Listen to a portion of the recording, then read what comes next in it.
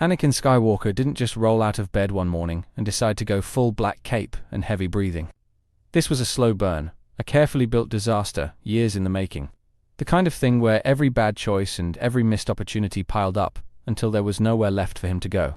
And the wildest part is, half the people who pushed him there probably thought they were helping. From the moment he joined the Jedi, Anakin was treated like the galaxy's most unstable lottery ticket. You might save everyone, or you might explode and take us all with you. And instead of calming him down, the Jedi spent years side-eyeing him like a ticking bomb. Meanwhile, Palpatine's in the corner, acting like the cool uncle, handing him compliments and planting ideas like it's some kind of long-con cooking show. And let's be real, Anakin's not exactly innocent in all of this. The man had the patience of a pad racer at a red light. Every time someone told him to wait, he decided that was the perfect moment to do the opposite. But when you mix that impulsive streak with a Jedi Council that acts more like a high school clique than a team of wise guardians, things get messy fast. Then you throw in emotional trauma like a secret ingredient no one asked for.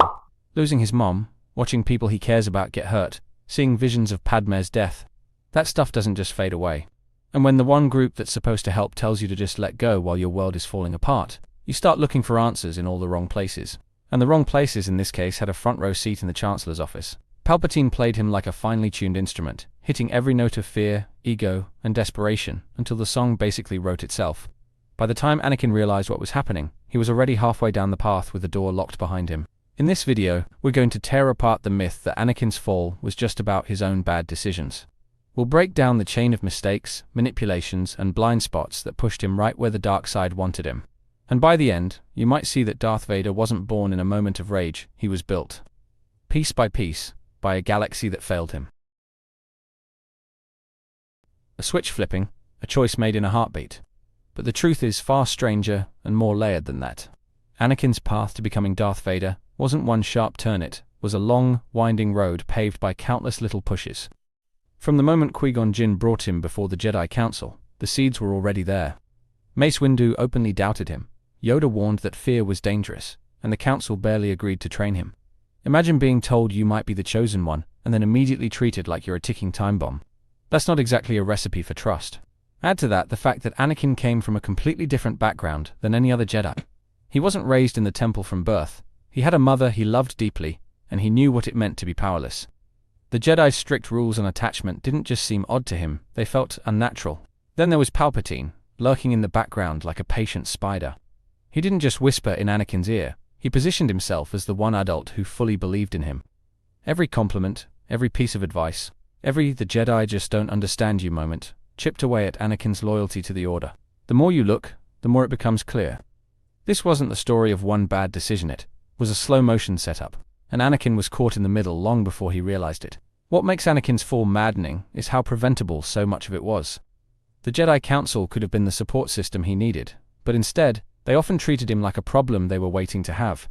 Mace Windu, straight up, told him he didn't trust him, and then had the audacity to expect unwavering loyalty. That's like telling someone they're unreliable and then giving them your car keys. They kept him at arm's length, but still piled responsibility on him. He was a war hero in the Clone Wars, leading troops into battle and saving entire systems, yet they still denied him the rank of master. You can argue it was to keep him humble, but it came across as petty and dismissive. And Palpatine exploited that resentment like it was his full-time job. Even Obi-Wan, as close as he was to Anakin, often defaulted to lecturing instead of listening. Their bond was strong, but their communication was terrible. It's hard to feel truly heard when your mentor constantly reminds you to be patient while your life is falling apart.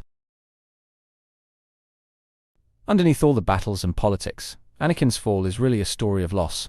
The kind of loss that doesn't just happen once, but keeps happening until you can't take it anymore. First, he loses his mother. And it's not just her death, it's the guilt of knowing he could have saved her if he'd been allowed to go back sooner. That guilt never leaves him. Then comes the war, where every victory is shadowed by the faces of the soldiers and civilians who don't make it home. Anakin's relationships are shaped by constant danger, and the fear of losing the people he loves only grows.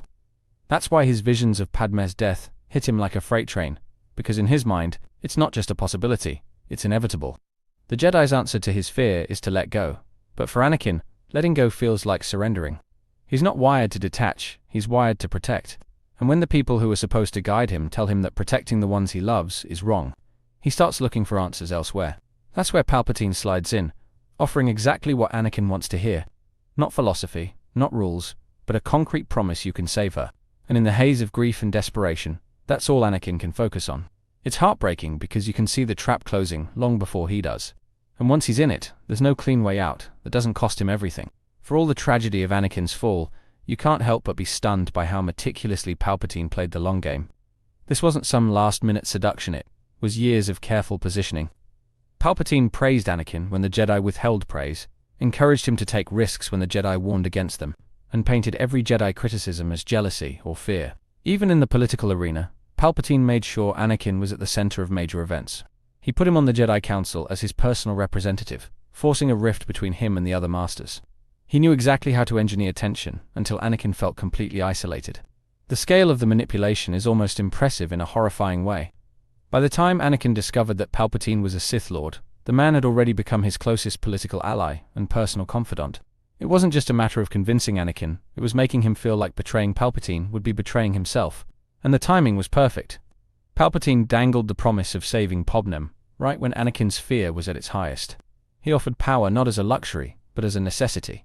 The hook wasn't ambition, it was love weaponized into desperation. You can almost admire the precision of it all. If Palpatine had been anything less than patient, or the Jedi anything more than rigid, the galaxy might have had a very different history. As dark as Anakin's story gets, it also carries an important reminder. People aren't doomed just because they make mistakes or get pulled in the wrong direction. Even after becoming Darth Vader, there was still a part of Anakin that could be reached. Luke proved that. If someone had given him that same belief earlier, things might have turned out differently. Imagine if the Jedi had acknowledged his fears instead of dismissing them. Imagine if they had taught him how to love without losing himself, instead of forcing him to hide it. Even after his worst choices, Anakin still showed glimpses of the man he could have been. Saving Obi-Wan on Mustafar before everything fell apart, protecting Luke in Return of the Jedi, those weren't the actions of someone who was gone completely. They were cracks in the armor. That's why his redemption resonates so much. It's not that he erased what he did, it's that he proved change is possible, even at the edge of the abyss. And if that's true for Anakin, it's true for anyone. The hope in his story isn't about undoing the fall, it's about proving that no fall is ever final.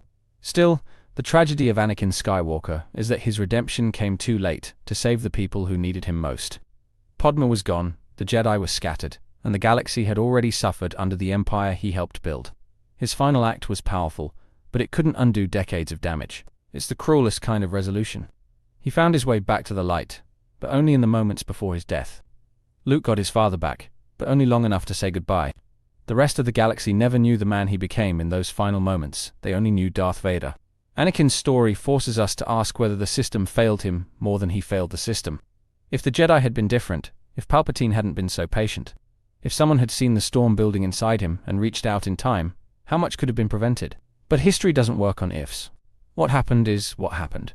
And the truth is, Anakin's fall wasn't a simple case of good turning to evil, it was the slow erosion of trust, compassion, and hope. By the time the galaxy saw the man he could have been, he was already gone, and that's why his story will always feel like both a warning and a tragedy. Thank you for watching. Be sure to like, subscribe, and hit that share button. My main channel is Critical Analysis Hub, where I post Star Wars content about the movies. My secondary channel is Critical Analysis Hub Plus, where I focus on the shows of Star Wars. And my third channel is Critical Analysis Hub XP, where I post comic books. Be sure to take a moment and check them out. Thanks, and may the Force be with you.